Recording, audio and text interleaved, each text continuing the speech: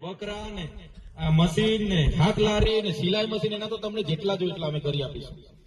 એના માટે તમારે ડોક્યુમેન્ટ લઈને અમારા સુધી આવવું પડશે. આ બધા જ આગેવાનોને સાથે રહીને તમારે આવવું પડશે. તો આવી બધી યોજનાઓ છે. જે કઈ નાના મોટા કોઈ ફળિયાના આરસીસી રોડ બાકી રહી ગયા હોય, કોઈ ફળિયાના પુલનું કામ બાકી રહી ગયું હોય, કોઈ નાળાનું કામ બાકી રહી ગયું હોય, તે પણ અમને તમે હમણાં લખાવી દેજો. હમણાં આયોજનો ચાલે છે.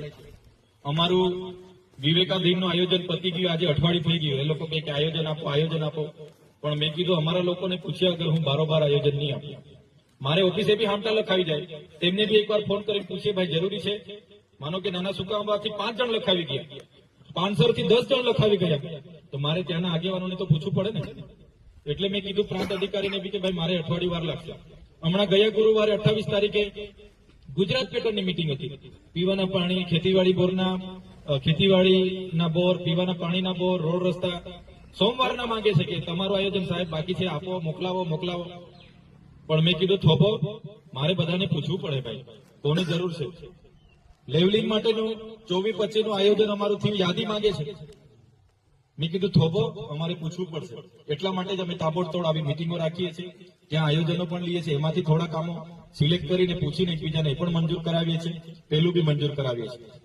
એટલે આ વર્ષે જેવી આ મિટિંગો પતશે એવા કામો પણ આપણે ચાલુ કરવાના છે. એટલા માટે જ આજે તમારી વચ્ચે અમે આવ્યા છે. જેમ જેમ ડામર રોડ, પુલોની મંજૂરી મળતી જશે તેમ પણ તમને જાણ કરીશું. નાના રોડની મંજૂરી મળતી જશે એ પણ તમને જાણ કરીશું. લેવલિંગ જેવી યાદીઓ ગયા વર્ષના બધી યાદીઓ આપણા બોર્ડ પર લટકેલી છે.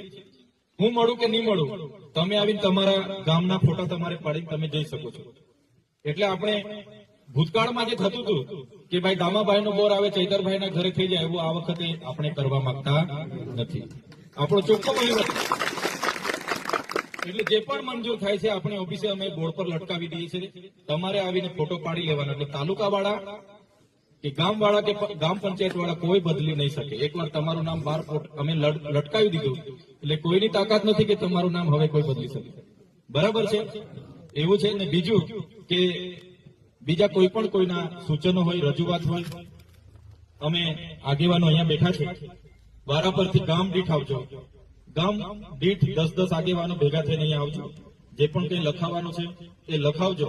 પણ ખાસ બે હાથ જોડીને વિનંતી કરું છું, તમે આગેવાનો છો, તમે નિષ્પક્ષ ક્યાં તકલીફ છે ત્યાં સુધી તમે પહોંચાડશો તો તમે સાચા આગેવાન છો.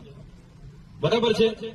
પોતાનું ઘરનું થઈ ગયું ગયા વર્ષે, એટલે આ વર્ષે પોતાનું જ ખેતરનું લખાવી લે એવું નહીં કરવાનું.